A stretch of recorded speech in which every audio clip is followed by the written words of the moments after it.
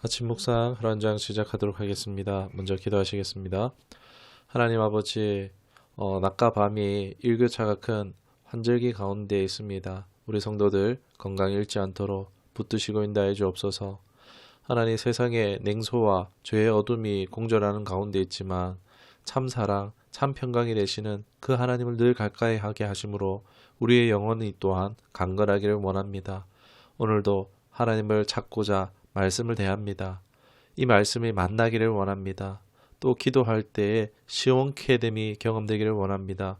우리의 인생을 건강하게 하고 생명으로 이끄는 그 영의 기호가 오늘도 날마다 더하는 은혜가 있기를 원하고 우리 구주 예수 그리스도 이름으로 기도드리옵나이다.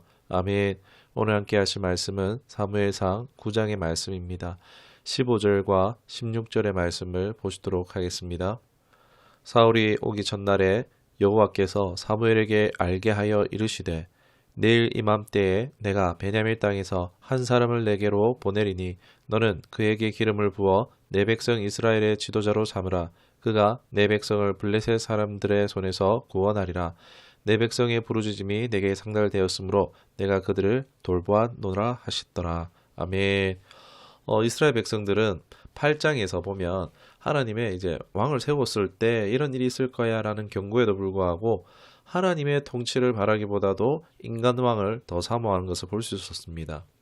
하나님과 함께 할 때 숫자나 강함은 문제가 될 것이 없음에도 불구하고 하나님보다는 자신들을 이끌어 블레셋을 물리칠 수 있는 사람을 원했다라고 볼 수 있습니다. 그들에게 있어서 신앙의 문제는 별로 중요하지 않았죠. 그저 가장 시급한 문제는 눈앞에 블레셋일 뿐이었습니다. 하나님께서 이를 용인해 주셨고 백성들의 바램대로 하나님의 사람 사무엘을 통해서 이 일을 이제 진행시키시게 되어집니다. 그 이야기가 9장에서 진행되는데 드디어 이스라엘의 초대왕이 될 사울이 등장하게 됩니다. 한 사건을 통해서 사울이 등장하며 이제 사울이 어떤 사람이고 어떤 배경을 가지고 있는지 알게 해주고 있는데요. 한날 암나귀가 없어지는 사건이 발생합니다. 이 사울의 아버지는 사울에게 이를 찾아올 것을 요구했고 이 나귀를 찾기 위한 이야기가 9장에서 진행됩니다. 여행 중에 그는 선지자 사무엘을 만나서 이스라엘의 왕 초대왕으로 기름 부음을 받죠. 사울은 막 머뭇거리고 자신의 능력에 확신이 없지만 사무엘은 하나님께서 그를 왕으로 택하셨다라고 확신을 시켜주는 장이 9장에서 펼쳐집니다. 이 이야기에서 좀 주목되는 것을 오늘 좀 나눴으면 좋겠는데 하나님께서는요, 하나님의 뜻을 성취하기 위해서 우리의 삶에 모든 세부의 사항을 얼마든지 조정하실 수 있는 섭리의 하나님이심을요, 재차 발견할 수가 있었습니다. 이야기의 발단이 뭐죠? 암나귀가 없어지는 것이죠. 예, 아버지께서 사울에게 찾아올 것을 요구했는데 이것이 자연스러운 사건 가운데 일어났는지 아니면 이제 하나님의 섭리가 있었는지 성경이 말하고는 있지 않습니다.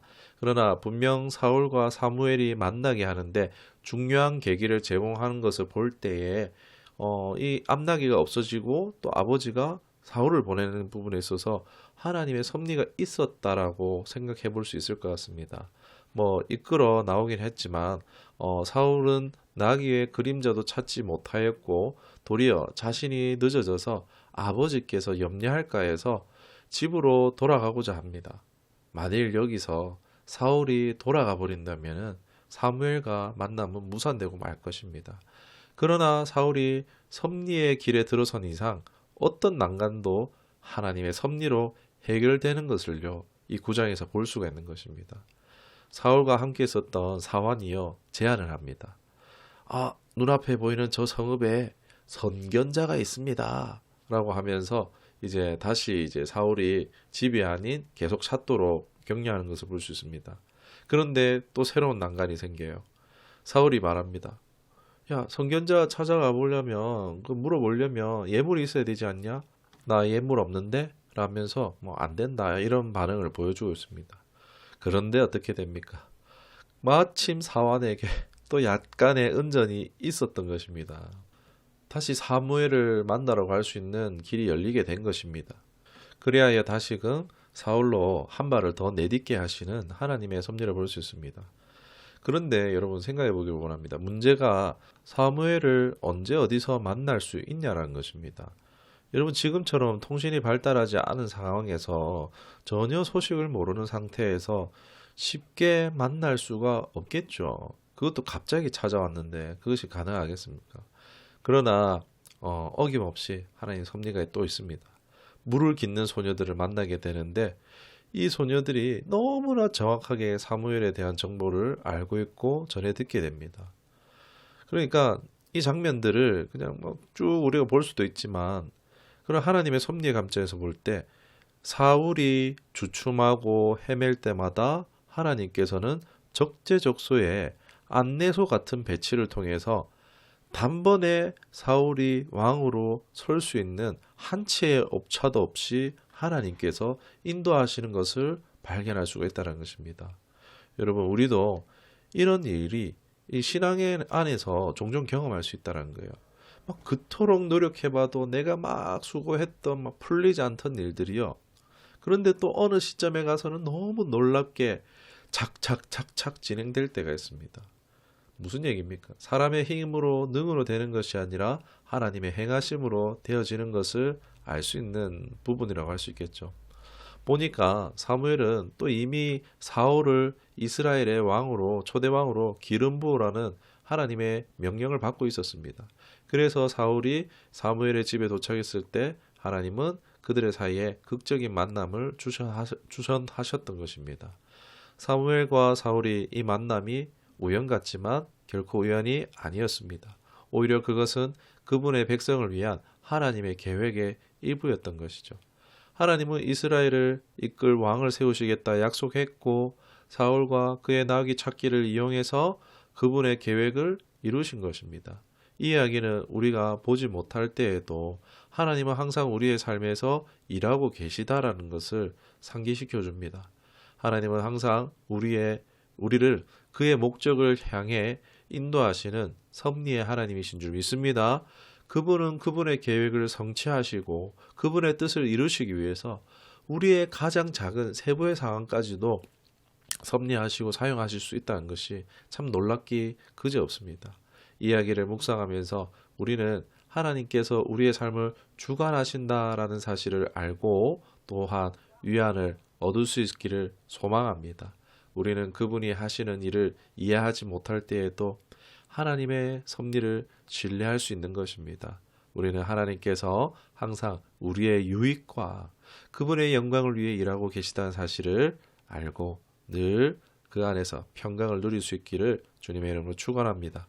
결론적으로 사무엘과 사울의 이야기와 그들의 만남에서 하나님의 섭리가 작용한 놀라운 방법을 기억합시다. 우리 삶을 위한 하나님의 계획을 신뢰하고 그분의 인도하신 손길에서 우리가 평안을 누리십시다.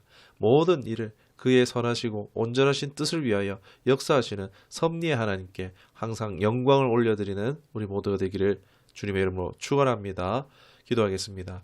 하나님, 온 역사의 큰 일뿐만이 아니라 우리의 일상에서 작고 사소한 일들에도 하나님의 손길이 섭리가 있었음을 말씀을 통해서 발견하게 하시고 깨닫게 해주시며 감사드립니다.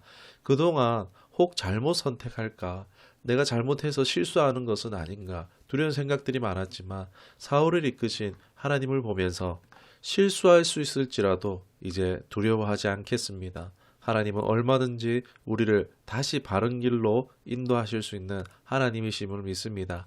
전능하시지만 누구보다도 섬세하신 하나님, 이제 내게 일어날 대단한 일만을 주목하는 것이 아니라 사소하게 여겼던 작은 것 하나에도 주목할 수 있는 영적인 감각들이 깨어나지게 하시고 은밀한 중에 세미한 음성으로 말씀하시는 그 하나님의 뜻하심들을 매일매일 매순간 매순간 발견하며 기뻐하고 또한 순종하여 열매 맺는 우리의 삶들이 되게 하여 주시옵소서. 감사드리며 예수님의 이름으로 기도드리옵나이다. 아멘.